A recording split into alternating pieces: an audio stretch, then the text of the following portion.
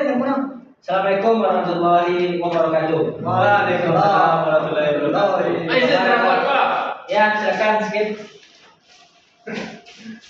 Apa kabar anak saya? Baik. Sebelum mulai pelajaran, silakan ketua kelas terlebih dahulu.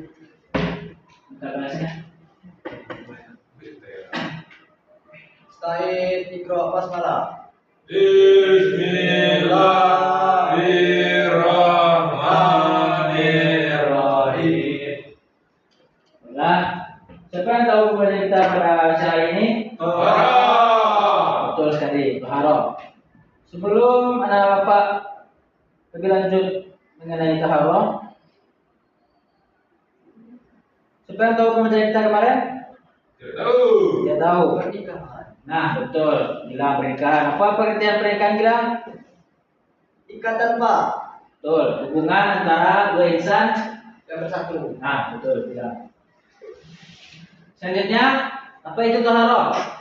Taharah secara bahasa ialah suci atau bersih, baik yang tampak maupun yang tidak tampak. Secara istilah fikih, taharah adalah mensucikan diri, pakaian, tempat, dan benda dari hadas dan najis secara syarat sah ibadah, terutama sholat. Alat untuk bersuci apa saja, Hakim? Banyak Pak. Yang utama itu ada air, kemudian debu atau tanah. Kemudian ada benda padat jika tidak ada air atau debu Pak. Nah, di sini yang pertama ialah memakai air yang mutlak.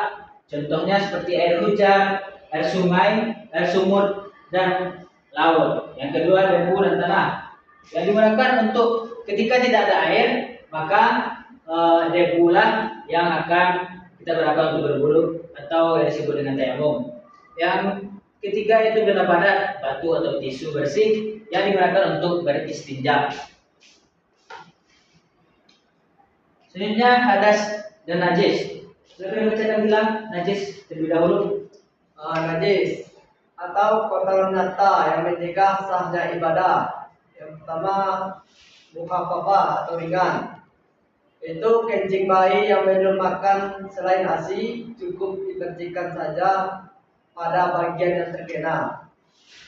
Kemudian mutawasito atau sedang, yaitu darah, nanah, bangkai, kotoran manusia atau hewan. Caranya dibasuh dengan air hingga hilang warna, bau dan rasanya.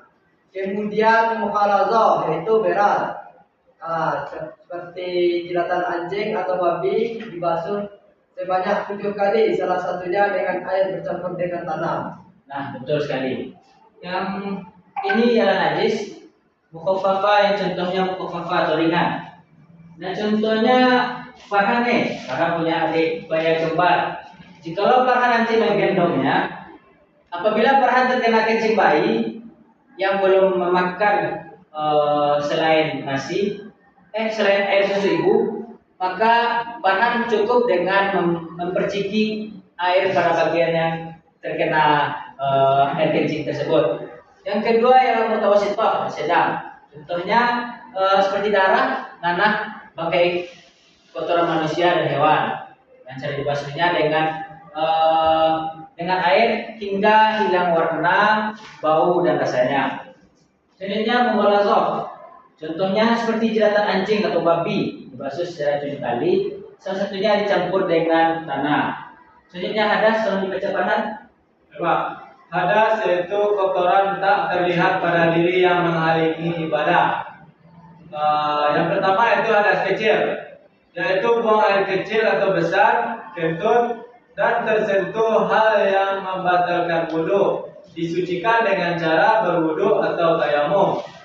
Yang kedua ada hadas besar, seperti haid, nifas, junub, atau selesai berhubungan suami istri dan keluar mani. Disucikan dengan cara mandi wajib atau mandi junub. Nah, betul. Hadas, yang pertama ada dua, hadas kecil dan hadas besar. Hadas kecil di sini seperti buang air kecil atau besar, kentut dan tersentuh hal yang membatalkan wudu. Disucikan dengan wudu atau dengan tayamum. Jikalau nanti hilang sudah berwudu, rupanya ada tetesan yang masih belum terbasuh oleh hilang, karena hilang tadi buang air kecil. Makanya hilang harus berwudu terlebih dahulu. Yang kedua ialah hadas besar.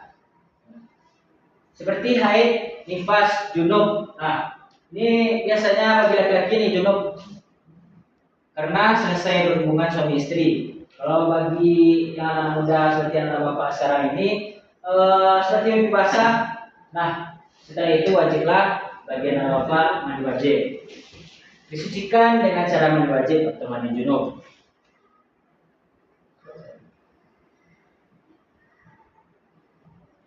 Nah, siapa membacakan dalilnya? Bilang, tolong bacakan dalilnya bilang. Bismillahirrahmanirrahim. Innallaha yuhibbut tawwabina yuhibbul mutatahhirin. Artinya, Sesungguhnya Allah menyukai orang-orang bertobat dan menyukai orang-orang yang menyucikan diri. nah betul. Sesungguhnya Allah menyukai orang-orang yang bertaubat dan menyukai orang-orang yang menyucikan diri.